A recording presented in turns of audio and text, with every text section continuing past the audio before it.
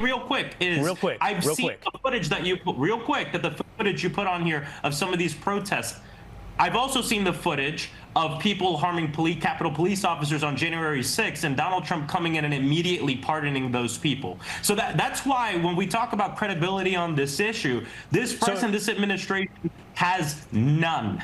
And they are the people that are supposed to be doing this investigation. What happens at the end of my what happens at the half hour of my show is I have a break that I have no control over. It's at the beginning, at the middle, and the end of my show. So our debate's going to end. We should have another debate because we should talk about Ashley Babbitt. We should talk about why ICE is flooding into Democrat cities that are sanctuary cities because they're going after the most violent who are let go in sanctuary cities. But today, because of the time that we spent together, I'm just going to say thank you for giving me this time. I hope to continue our debate.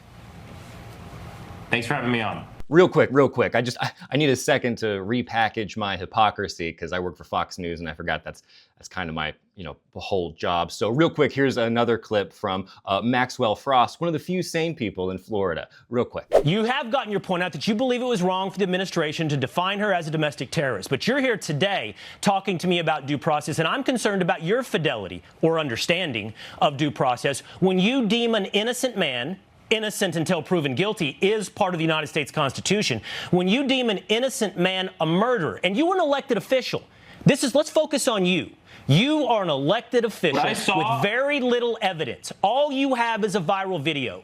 And you condemned the man, who, by the way, I think you are liable. I think I would be careful if I were you, Congressman, for defamation. You, Steve Kerr, Doc Rivers, anyone else, I think you should be careful because you have crossed over the line of defamation. But for our purposes here today, I'm not going to be careful in terms of calling out. I think you have no fidelity to due process. Oh, yes, I do. And the fact of the matter is, and I'll say it again and again and again and again, Renee Nicole Good did not get the due process that she deserves. I will say that the officer deserves due process. I am also going to call out what I saw in the video, and I'm 100% in my right to do so.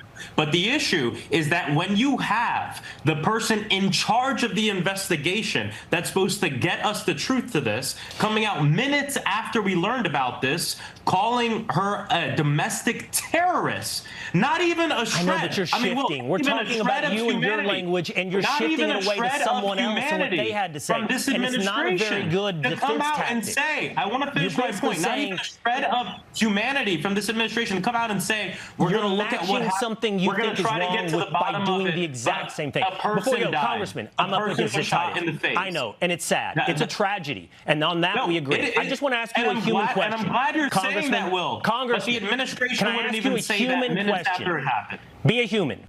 See, you're shifting back and forth between what you came on this show to talk about and what you came on this show to talk about. Anyway, I don't know if you guys caught what Will Cain was doing there, but I think it's really central to conservative media. Basically, the art is to make whatever you're saying sound really smart, but make sure you're not actually using any words that mean anything. In fact, much of their argument consists of what are called empty signifiers. So it's not always for them about hypocrisy. Sometimes it's also about vapidity. It's making sure that whatever they say doesn't actually mean anything. So if you bring up due process, well, they're very into due process, provided that that due process is applied to the people they like. If it's applied to the people they don't like, well, then due process is just this ploy from bleeding heart liberals. So there's never any real fixed meaning. It's I guess kind of a product of having an audience that they know is kind of stupid. Oh, anyway, speaking of stupid. And they have had to change their story and their narrative. Because at first, you heard Democrats, including the mayor of Minneapolis, saying that the car never struck the officer and the lethal force was unjustified. Now, of course, there is plentiful video evidence to show that the officer was struck by the car, that this deranged lunatic woman was trying to ram him over with her vehicle and was using that vehicle as a weapon, which justifies domestic terrorism. And unfortunately, we are seeing these instances play out in American communities across the country, where you have these organized, paid antagonists who are part of these groups that are actively, unlawfully impeding lawful law enforcement operations. They are harassing and targeting ICE agents, trying to make it impossible, again, for them to carry out their duties. Hey, it's okay, Carolyn. Okay, I also trip over my words and speak in a predictable rhythmic cadence and make sure that, you know, the end of every clause in my sentence goes up a little bit when I'm trying to spin a narrative, you know. Word hard when no honesty. So anyway, here's a clip from a U.S. veteran talking about their encounter with ICE. And I don't know about you, but it kind of makes me want to take the whole agency and what's the word I'm looking for when you sort of abolish. See? Happens to everybody. Only I'm not lying and neither is this person. They said, have you not learned? This is why we killed that lesbian. Can you tell us what happened to you? So first off, I'm a United States Marine veteran. We were following them from a safe distance. Following ICE agents? Yep, following ICE agents. They stopped in the middle of the road and reversed on 62. They tried to ram our car. They broke my window. They yanked me out by my neck. They threw me to the ground. They stomped on me. They pushed my face into the ground. They put the cuffs on as tight as possible to the point where it took 6 agents to try to get them off. Okay, so they break the window, they haul you out, they're stomping on you, they're beating you. As they're doing this, are they saying anything? Yeah, they were calling me a bunch of derogatory names, calling me it. They tried to break my ankle. When he turned my ankle all the way around, I screamed and he said, yeah, I bet you like that, don't you? I took an oath, and it's the oath that they're spinning on and stomping on, and this isn't Germany. They're Nazis. They're Gestapo. They think that they're above the law. They don't care.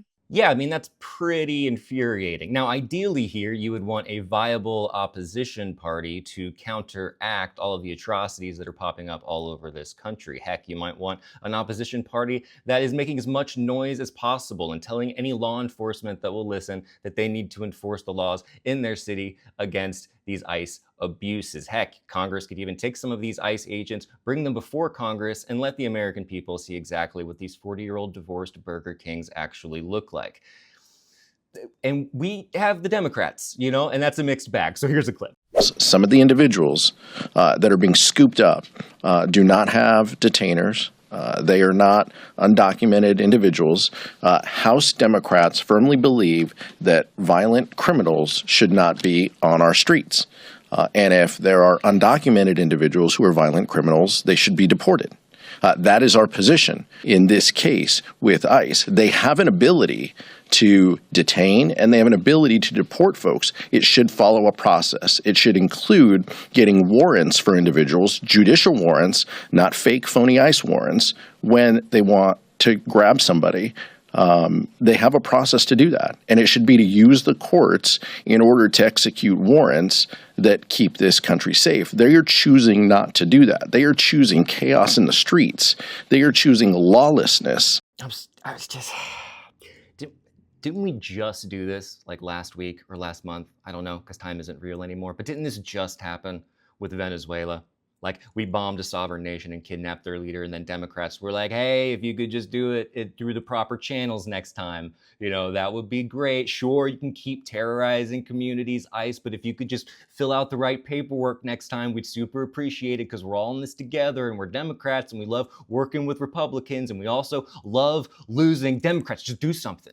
You know what I mean? Just do something. All you're doing right now when you say stuff like that is playing into the overarching narrative that has been cemented into the American psyche for the past couple hundred years, okay? ICE is not about protecting Americans any more than bombing Venezuela was about protecting Venezuelans. Their job is to protect dominant power structures and take back some homeland that never existed that they made up in the empty space between their ears. These are poorly trained, often violent individuals acting with zero impunity because they are backed by the potentially most corrupt administration that this country has ever seen. They should be abolished, not given a C+ because they didn't do their homework correctly. But maybe I'm giving this guy too hard of a time. I understand he's one politician and we're all trying to do our best, right? Hey, what's one entire political party going to do in the face of one entire political party? I'm just a little frustrated by the whole thing. And, you know, it's a sensitive subject. I think we're all a little afraid, all a little exhausted. So apologies if, you know, I took it too far there. Just abolish them.